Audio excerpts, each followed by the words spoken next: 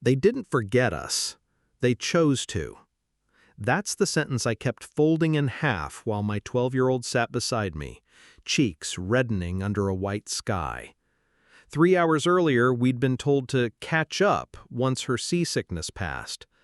3 hours later, my calls were still sinking straight to voicemail, while their photos from hidden beaches bloomed across a group chat I was no longer in.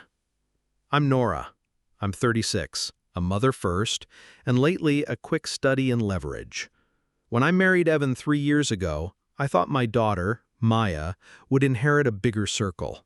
His family looked like a brochure: grandparents in linen, siblings with perfect kids, a house with the kind of lawn that hires its own scissors.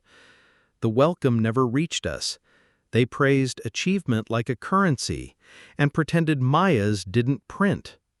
Small things piled up like driftwood you pretend isn't a raft. At Christmas, the cousins unwrapped noise-canceling headphones and slick new tablets. Maya got a novelty camera and a size-wrong sweater. At dinners, she'd start a story and watch it get edited out by a more important voice. When I brought it up, Evan would touch my arm and say the sentence that erases spines: "Let's not make a scene." Then came the cruise for Richard's 60th. Suites nested together at the fancy end of a carpeted corridor, ours around the corner. Maya's special treat was an interior cabin alone. No window, no family in sight. I heard myself thank them and hated the sound. Hope is a negotiator with a poor record. Island Day promised a truce, crystal water, a private guide, caves the regular tourists don't see. On the tender, the motion turned Maya the color of paper. We stepped ashore and found a bench in the shade. 15 minutes, I told Evan. 20 if she needs it. He nodded, jogged toward his father, and I let myself believe in patience. The belief lasted until the shade disappeared and nobody came back. When Maya finally lifted her head and asked very quietly whether we'd missed our chance, I learned a new definition of promise. The kind that lives in your throat until you either say it or swallow it forever. I told her the part I could say out loud: we go where our dignity can breathe. The other part, the part about consequences, started writing itself. The first hour was worry. The second was math. By the third, I was auditing a pattern in the sun. Maya and I took a cab to the address Evan texted, a meeting point for the tour I'd been told was spontaneous. The desk clerk looked at the printout and smiled a customer service smile. "No private tours here, ma'am. Hourly groups only." My calls to the family met the same smile, translated into silence. Maya tried to make a joke about our adventure with a bench. It fell flat. I watched sunscreen lose a slow fight against noon and felt something quiet click into place. Angry people shout. Strategic people write. Back on board, the pool deck looked like luxury performed by habit, sunglasses aligned with eyebrows, children rehearsing stories for grandparents who would love any story they already approved. Evan hurried over with apologies shaped like steam, visible, weightless, gone. "Bad reception, tides, a misunderstanding." He used the word family the way people use receipts they can't produce. That night, while Maya slept under a cool towel, I opened my laptop and collected edges. Our passwords are shared. I wish that part needed defending less than it does. In Evan's email, a 3-month-old confirmation for a 12-person private excursion, transport, caves, lunch, wristbands. Maya's name on the original head count. Later threads where her name was missing. I took screenshots and sent them to myself and to a folder that didn't announce itself when opened. I photographed Maya's sunburn in soft light and took a time-stamped photo of the lone bottle of water we nursed to the end. I filed an incident with guest services and asked to speak with the safety officer. Maritime rules do not care for family politics. They care about minors, supervision, and ports that don't appreciate mysteries. Finally, I booked our exit. First tender of the morning, a car at the dock, 2 seats home by noon. I moved my money where it could sleep without apology and emailed an attorney who already knew Evan's last name from recruiting calls he'd ignored. The plan wasn't loud. It didn't need to be. Loud is for people trying to convince themselves. I was done auditioning for belonging. Ships have procedures, and procedures love paper. The safety officer met us in a small room off the bridge with a notepad, a recorder, and a face that said he'd rather prevent a headline than star in one. I gave him what he needed: copies, screenshots, a summary without adjectives. Maya spoke for herself when he asked what it felt like to be left on shore. She didn't cry. Facts travel better when they don't have to swim. He called the captain. The captain called security. No theatrics, no dining room speeches. An incident report was opened. The family was paged to a private meeting in an office where chairs don't swivel. The language they heard was simple and oxygen-free. Leaving a minor unattended ashore is a safety violation. Your shore privileges at the next port are suspended.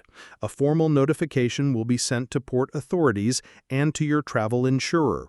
Any further non-compliance ends with disembarkation at the line's discretion. I didn't attend. I didn't need the satisfaction of their faces learning gravity.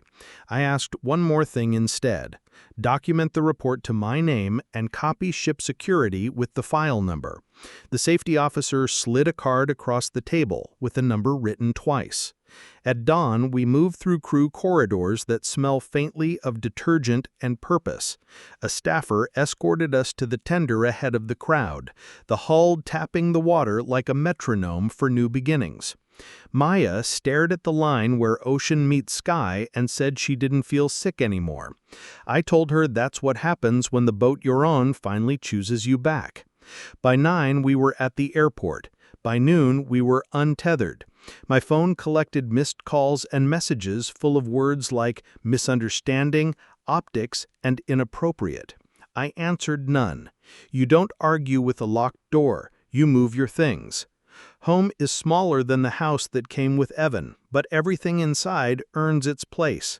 I ordered takeout, let Maya choose the movie, and sent one last email to the captain, thanking him for doing the job policies were written for. Somewhere on the ship, a family that never risked being wrong was learning that policies are a kind of mirror. They don't care who you wanted to be, only what you did. 6 months, redraw a map. I opened a small design studio with a name that fit on the door and clients who pay their invoices because I don't apologize when I say net 30. Maya moved to an arts-focused school where her sketchbook isn't a sidebar. The girl who used to lower her hand now volunteers first and catches her own eye in the mirror without flinching. Evan didn't contest the divorce. The first weeks, his messages were about embarrassment and reputations. Later, slower notes arrived that sounded like someone else had finally been allowed into the room he calls himself. He wrote that he'd spent years mistaking his father's comfort for family, and that he understood now what protection looks like when it costs you something.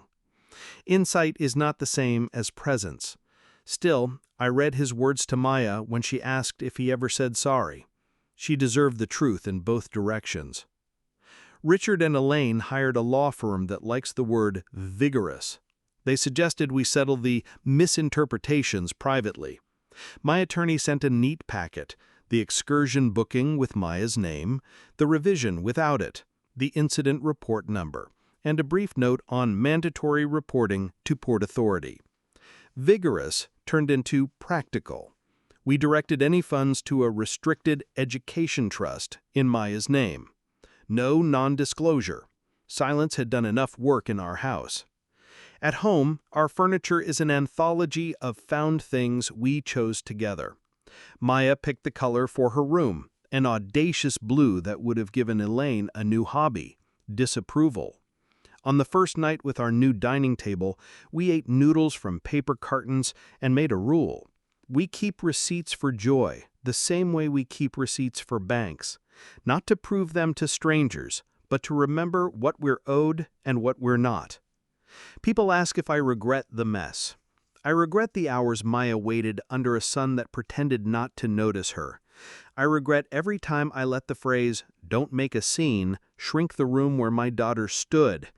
I don't regret the policy of us: protect, document, leave when necessary. Families are supposed to be the safest contracts. When they aren't, you write a better one. We visited the ocean again, on our own terms, from a quiet public beach where the only schedule was the tide. Maya took photos of gulls stealing ideas from fishermen and declared sand an underrated therapist. On the drive home, she asked whether belonging always costs this much. I told her the trick is to stop paying with pieces of yourself. Here is the ledger that balanced. A private tour booked months in advance that somehow lost a child's name. Hours spent in heat while grown-ups performed spontaneity. A report number written twice on a white card. Shore privileges suspended. A formal notice sent to people who care about risk more than optics. The punishment matched the crime because that's how the boomerang works. Exclusion answered by exclusion, not out of spite, but to teach gravity to people who float above it. Justice here wasn't a speech into a room that wanted dessert. It was a paper trail, a door opening at dawn, and a girl who no longer asks what she did wrong. If there's a moral, it's this: generosity without boundaries is just inventory for somebody else's entitlement. When you set a boundary and enforce it, you don't become cruel. You become legible to yourself. Maya taped a photo above her desk, the two of us on that second ocean, hair wild, eyes uncomplicated. She wrote 3 words on the back in pencil, too light for anyone to read without trying. We chose us. That's the whole plot, really. All the other chapters are set dressing. If you've ever been told not to make a scene while someone writes a scene around your silence, ask yourself who profits from your quiet. Would you have waited for an apology at sea, or filed the report, left at dawn, and let the paperwork speak in the language people like that finally understand?